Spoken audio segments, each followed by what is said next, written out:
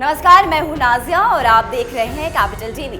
पश्चिम बंगाल सरकार ने चुनाव के बाद की हिंसा पर कलकत्ता हाईकोर्ट के आदेश को वापस लेने के लिए न्यायालय में पुनर्विचार याचिका दायर की है। कलकत्ता हाईकोर्ट की 5 न्यायाधीशों की पीठ ने राष्ट्रीय मानवाधिकार आयोग को राज्य का दौरा करने और रिपोर्ट प्रस्तुत करने के लिए कहा था। देखिए इस रिपोर्ट। चुनाव के बाद हिंसा को लेकर 18 जून को 5 सदस्यीय बेंच में ये आदेश जारी किया था। कलकत्ता हाई कोर्ट ने चुनाव के बाद हिंसा को लेकर सुनवाई करते हुए शुक्रवार को कहा था कि पहले तो राज्य सरकार अपने ऊपर लगे आरोपों को मान नहीं रही, लेकिन हमारे पास कई घटनाओं की जानकारी और सबूत मौजूद हैं।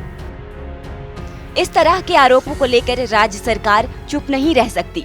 अदालत ने हिंसा की जांच के लिए राष्ट्रीय मानवाधिकार आयोग को एक समिति गठित करने का निर्देश दिया था। साथ ही राज्य सरकार को उस समिति का सहयोग करने को भी कहा था। बंगाल चुनाव नतीजे आने के बाद हुई हिंसा को लेकर हाईकोर्ट में दायर जनहित याचिका पर 5 जजों की पीठ में शुक्रवार को सुनवाई हुई थी। पीठ ने कहा था कि राष्ट्रीय और राज्य मानवाधिकार आयोग जिस तरह से काम कर रहे हैं उससे हम नाखुश हैं। चुनाव खत्म हो गया है, सभी लोगों को शांति से जीने का अधिकार है और ये देखना राज्य का काम है।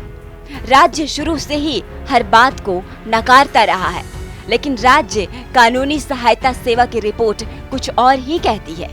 चुनाव के बाद राज्य में लगातार हिंसक वारदात के आरोप लग रहे हैं।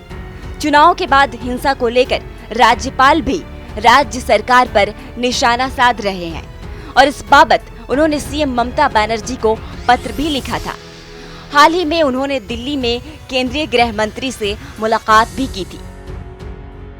चुनाव के समय ममता की टीएमसी पार्टी के द्वारा हमले करवाने की बात किसी से नहीं छुपी, लेकिन ममता बनर्जी की सरकार है कि हिंसा के आरोप को मानने के लिए तैयार ही नहीं हो रही। फिलहाल के लिए बस इतना ही।